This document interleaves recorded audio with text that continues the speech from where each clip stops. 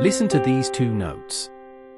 Some musicians can name the distance before the second note has stopped ringing. Their ears are not special. They trained the connection, and the training is called ear training. It is the one skill that makes every other musical skill easier. Learning songs by ear, improvising, writing, playing with other people, all of it speeds up once your ear can name what it hears. Yet most people who attempt ear training give up, and they give up for the same reason.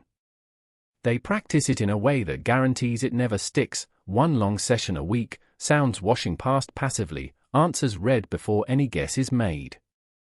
This video is the correction. A few minutes done correctly every day will quietly compound into a trained ear, and each part of the method exists because of how hearing and memory actually work. By the end you will know exactly what to do tomorrow morning, and why every piece of it earns its place. It starts with a clear picture of what ear training actually is, because the definition points straight at the method.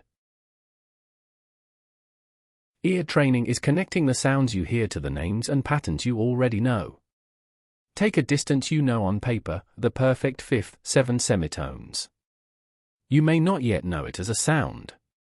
Listen to the gap between these two notes. There it is. That gap is a perfect fifth. Notice the order of events. The sound arrived first, and the name landed on it a moment later. That is the entire activity.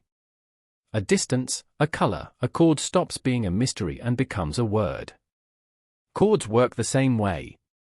Here is one. Bright, open, and settled. The word for that sound is major.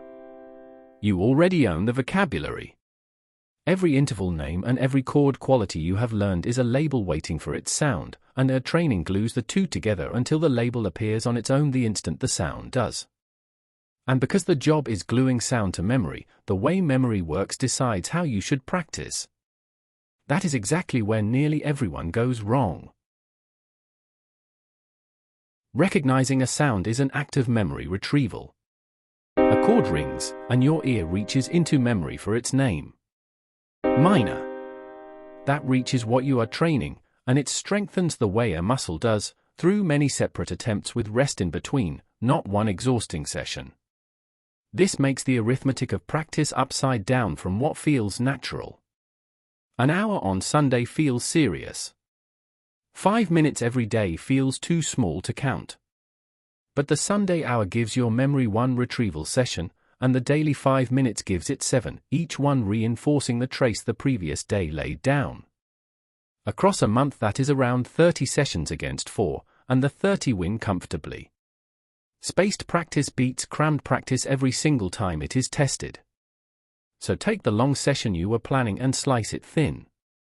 A tiny daily ritual, small enough that skipping it feels sillier than doing it, will quietly outrun any weekend marathon.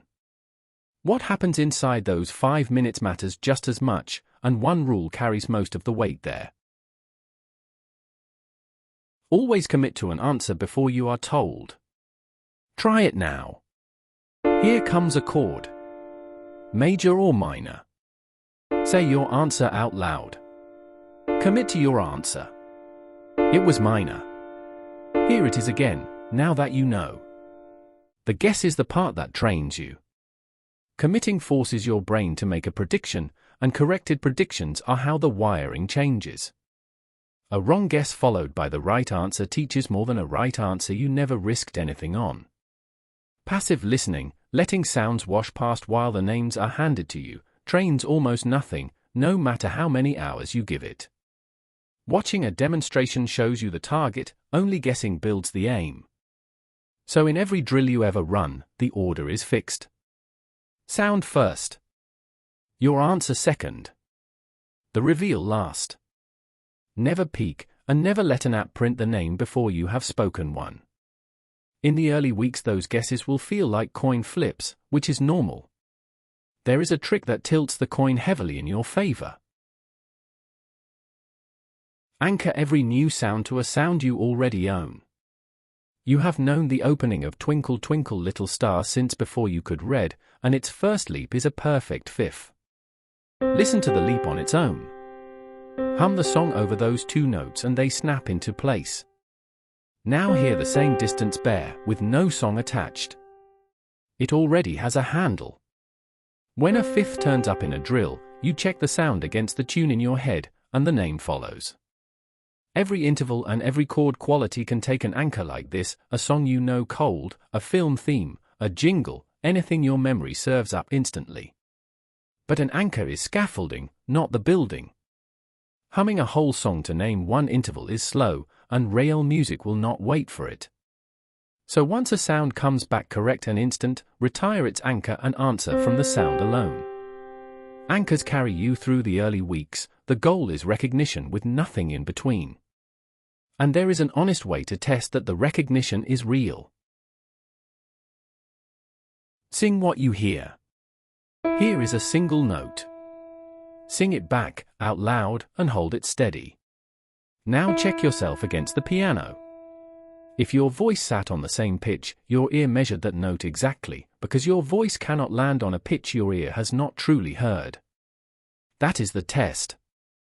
If you can sing it, you can hear it. If you cannot sing it, you have not really heard it yet, you have only been near it. Singing back is the fastest ear training there is, and it belongs inside every session. Play a note, sing it, check. Play the two notes of an interval, sing them both, check. Nobody needs a good voice for this. Quiet and wobbly works fine, because the target is accuracy of pitch, not beauty of tone.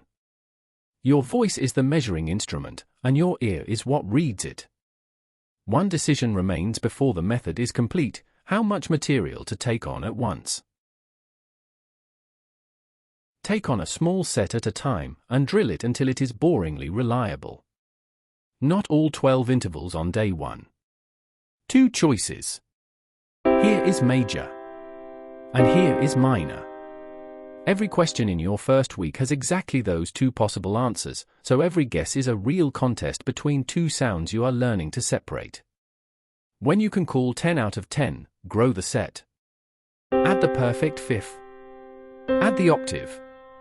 For choices now, still small, still winnable. Keep expanding by 1 or 2 sounds at a time, and always drill the new set back to reliable before anything else joins. Small sets of confusable sounds beat a giant menu, because a giant menu turns every question into a lottery and every wrong answer into noise your memory cannot use. Confidence built on a small set compounds outward, confusion spread across a large one never settles. All that remains is to bolt these pieces into a shape your week will actually hold. Here is the whole habit. Same time every day, attached to something you already do, right after breakfast, before you open your instrument, on the bus home. 10 questions make 1 session, and it fits inside 5 minutes. A chord sounds, you commit out loud, the answer is revealed, and you count the hit. At the end you have a score out of 10, and the score goes somewhere you can see it. Monday, 4 out of 10. Tuesday, 5. Wednesday, 6. A wobble on Thursday, and by Sunday you are on 8. That climbing number matters more than it looks, because progress you can see is progress you keep. The score turns an invisible skill into a visible streak, and the streak protects the habit on the days when motivation is missing. Miss a day and nothing collapses, just never miss 2 in a row. Within a few weeks the routine costs you minutes and the number barely dips.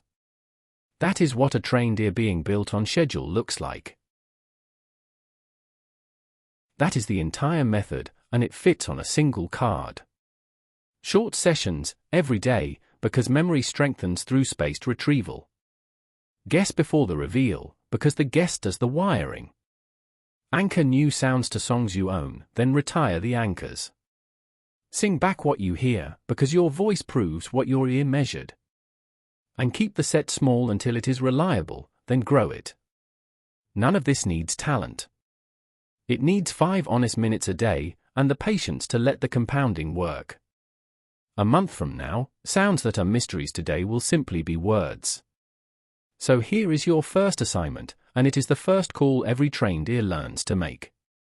2 chords. 1 bright. 1 dark. Hearing which is which, instantly and every time, is where real ear training begins. Next time we train exactly that, major or minor, heard and named the moment it rings.